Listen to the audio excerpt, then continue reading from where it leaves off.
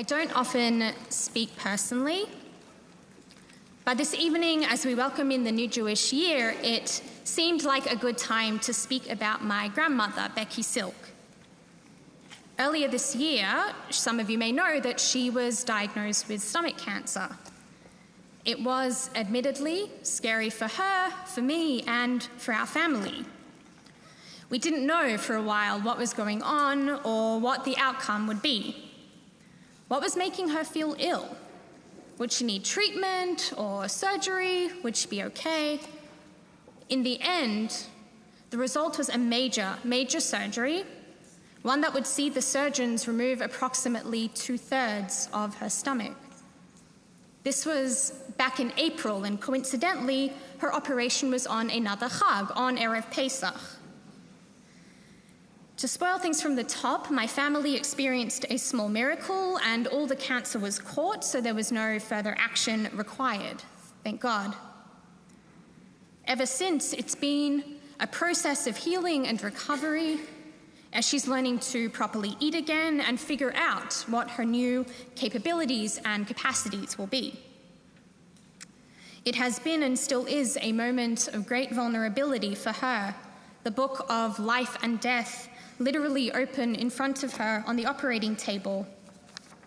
In the delicate days, weeks, and months that have followed, she's had to swallow her pride, accept help, rely on others, and grapple with a fragility that she knows all too well, but was still far too close for comfort. That deep vulnerability is completely understandable or even natural, and is in fact a very Jewish way of being. Furthermore, as we welcome in 5785, we learn that vulnerability is especially crucial to celebrating and commemorating this time of year together. When we hear Avinu Malkeinu Kotvenu B'Sefer Chaim Tovim, our parent, our sovereign, inscribe us for goodness in the book of life, we know the melody, we just knew the melody right now, as if it was ingrained in our DNA. And perhaps you notice that often as we sing it, we sway back and forth. It's not part of the davenography, it's instinctual. We feel these words in our souls, and our swaying is akin to our trembling before the divine as we come to understand that we only have so much control, that there is an element of fate that is completely out of our hands, and so all we can do is sway and pray. When we hear B'Rosh Hashanah Yikatevun u'B'Yom Som Kippur Yechatemun Mi Yichiyeh u'Mi Yamut, on Rosh Hashanah it is written, on Yom Kippur it is sealed, who shall live and who shall die. Perhaps your stomach drops, or forms even the tiniest of pits in recognition that there is much that we don't know, that we can't predict, that we are but flesh and blood and as such cannot see into the future. That's a terrifying thought. And the drama of these words and the haunting of their music reminds us of how small and feeble we humans are. Yet, Teshuvah, Tfilah, Utzedakah ma'avirin et ro'ah hagzeirah. Repentance, worships, and acts of righteous justice alleviate the harshness of God's decree.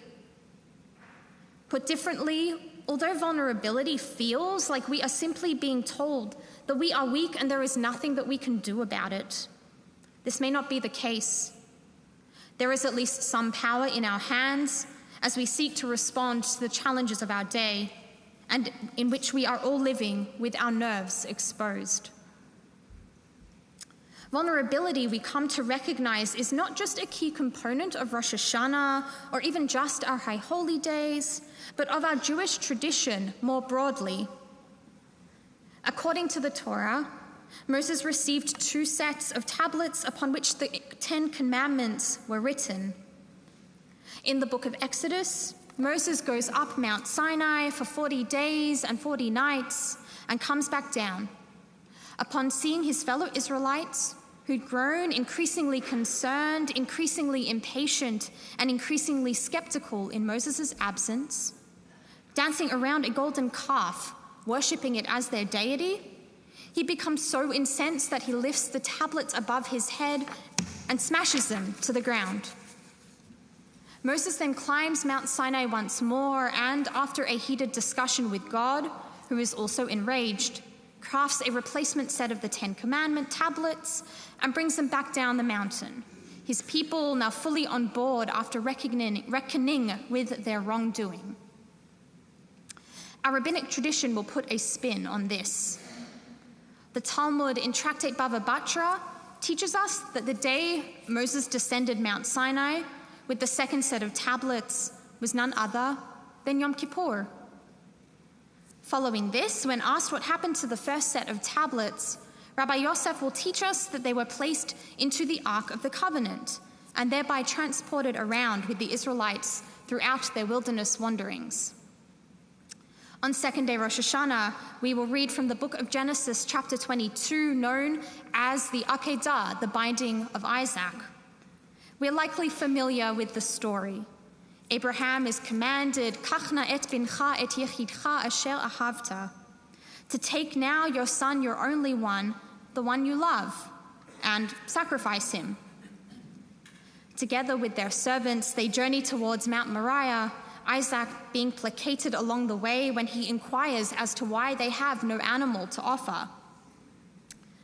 At that ultimate moment of encounter, Isaac tied to the wood on the makeshift altar, his father standing with a knife over him, an angel grabs Abraham's wrist, preventing him from committing this unimaginable deed. Instead, a ram caught in the thickets becomes a symbol of relief given freely to God by Abraham in thanksgiving for saving his son's life. The two men, father and son, then separate. Abraham heading to Beersheba, and Isaac, well, we're left with a cliffhanger.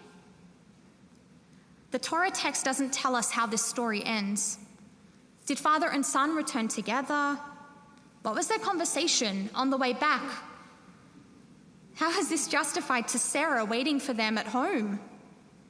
How did the parental relationship change forever because of this very near miss? Israeli poet Chaim Guri imagines what might have transpired in his piece Yerusha, Inheritance. The last stanza reads, "Aval et hasha'ah hahi horish letzei'av, hem noldim uma'achelet belibam." Nonetheless, at that hour he gave to his progeny an inheritance. They are born and a knife is in their heart. In other words, we carry these broken pieces, the tablets and our hearts with us, but they become part of our greater whole. This brokenness is almost taken for granted, something we all live with that is inherent to us. Of course we're vulnerable. We're human, we're Jewish, and we're part of the story too. What we still do not hear, including in this poem, is the end of the story, which means we have a chance to write it for ourselves. So I'm here tonight to ask, what if we rethought vulnerability? If it is simply part of the human and part of the Jewish condition, what if we viewed it not as something to turn away from, but as a virtue which helps to reshape and reform us from what we were before into what we are truly becoming? This trait might be known as resilience, defined by Michael Dixon and Naomi Baum in their book, Is Resilience, as the ability to withstand difficulties, bounce back after troubles, and continue on, even in the face of gathering storm clouds. Although the book was released before October 7, it is this resiliency that Dixon and Baum believe carries Israel through the ups and downs of life in the Middle East and allows them not just to survive, but thrive. After all, we might remember that native-born Israelis are known as sabras, named for the cactus-like plant that grows in Israel's soil, notoriously prickly and tough on the outside, but soft and sweet on the inside. In Is Resilience, Michael Dixon and Naomi Baum play out this deeply characteristic Israeli thick skin and posit that there are 3 aspects of resiliency from which we can learn much as well. Key 1 is empathy, framed as the skill of identifying our own feelings and the feelings of others, to be sensitive and self-aware of them. By necessity, we can't avoid emotions, including those which are difficult or painful or sad, even if our natural inclination might be to shut down or become numb.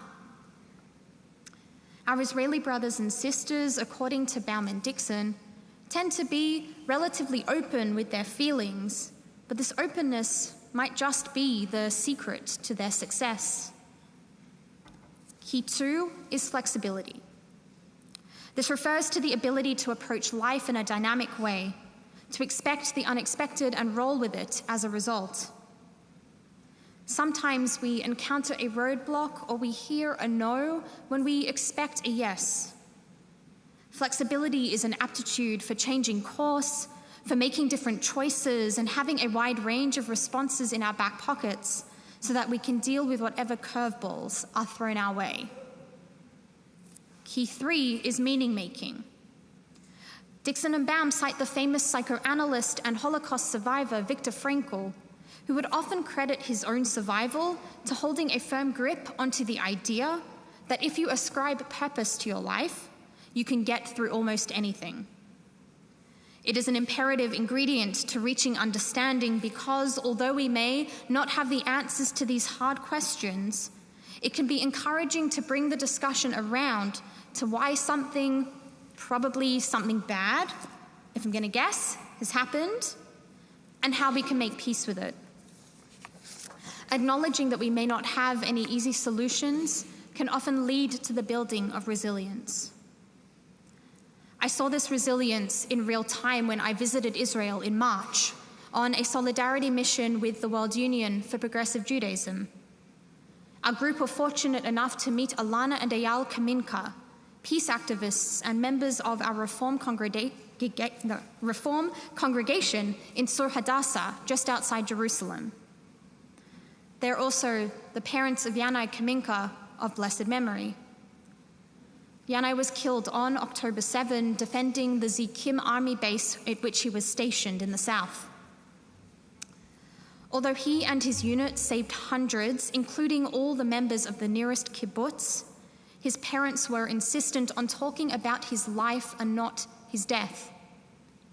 The oldest of 4 siblings, Yanai grew up, as his mother told us, in a household where he'd often come downstairs to see Palestinian neighbors and friends on the couch. As a result of his gentle nature and his upbringing, he was deeply empathetic and introspective. Prior to beginning his service, he brought a Palestinian friend to meet his high school buddies to encourage hearing multiple perspectives before donning the IDF uniform. His father then told us of how, when he was in the army, Yanai took a Druze friend of his who was having some trouble with the Hebrew language under his wing and nurtured him to the point where his friend was promoted to being a commander. Yanai cared for his own soldiers to the point where he would often make home visits to them on his precious weekends off, or would stay up all night drinking strong Turkish coffee just to speak with them and check in with them. A thoughtful, likely troubled soul, he wrote poetry. Eyal now has a tattoo of one of his son's lines, Rak balayla ro'im kochavim, only at night do we see the stars. At Yanai's funeral, his family and friends left cups of coffee on his grave, for they would miss these conversations so. Alana and Eyal's resilience manifests not just in the way that they were able to even talk about their son whilst the wound is still bleeding, but in the way that they make meaning in his memory by fighting for the values they imbued in him, those of compassion, of shared society, of peace, just as Yanai would have wanted. At the end of our time with them, we shared a cup of coffee with Alana and Eyal too.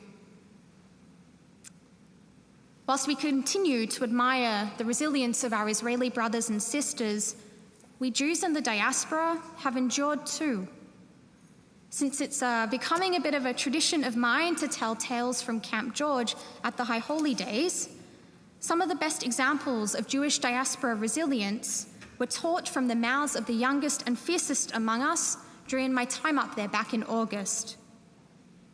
It was a rainy and cold Shabbat spent sitting in the Ulam, the theatre hall, with droplets pelting the glass windows and clouds shifting and swirling across the Saturday afternoon sky.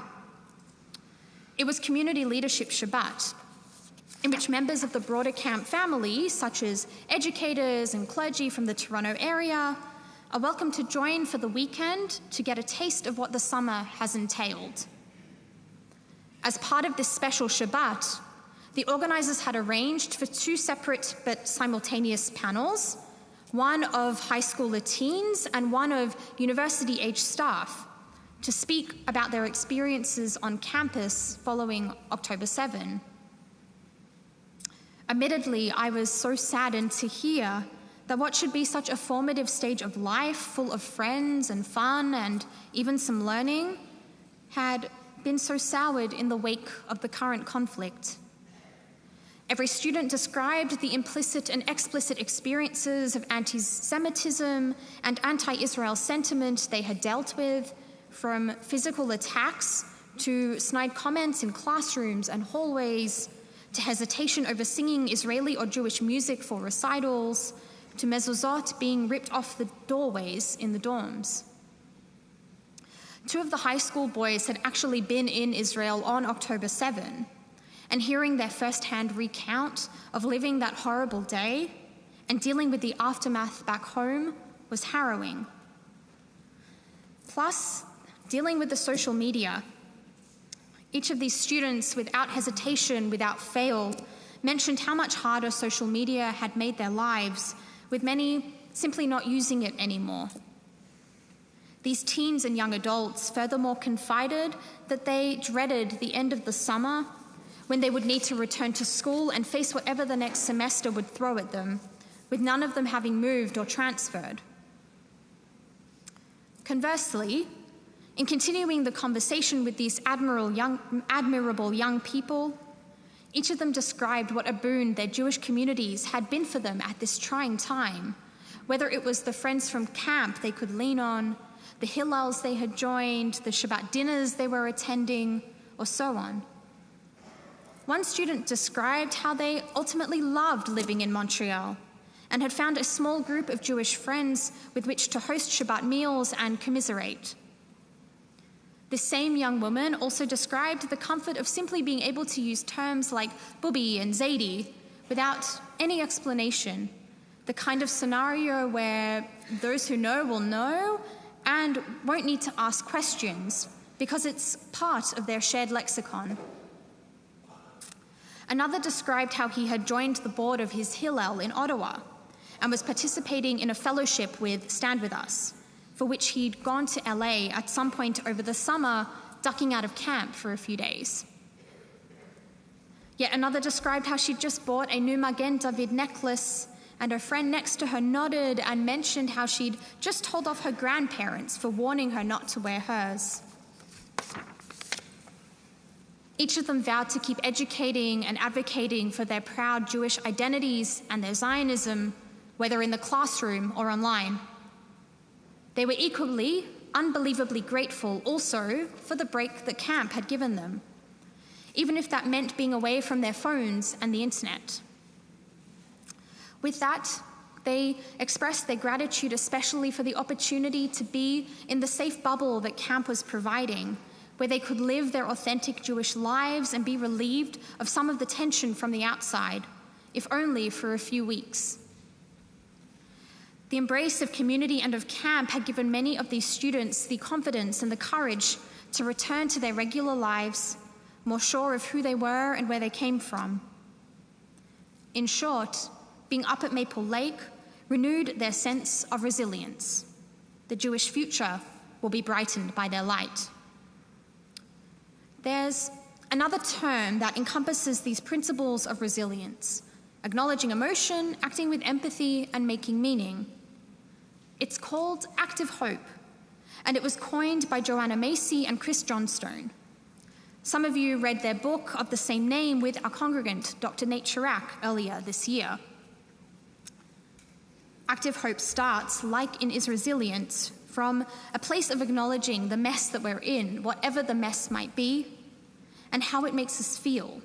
The logic being, how are we meant to begin tackling this mess, these difficult emotions, these bleak-sounding situations, if we can't even think about them or discuss them in the first place?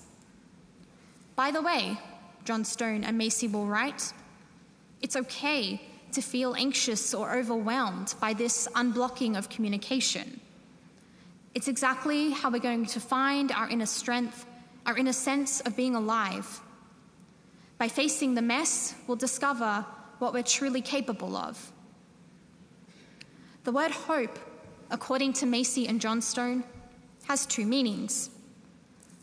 One involves hopefulness itself, in which our preferred outcome is likely to happen.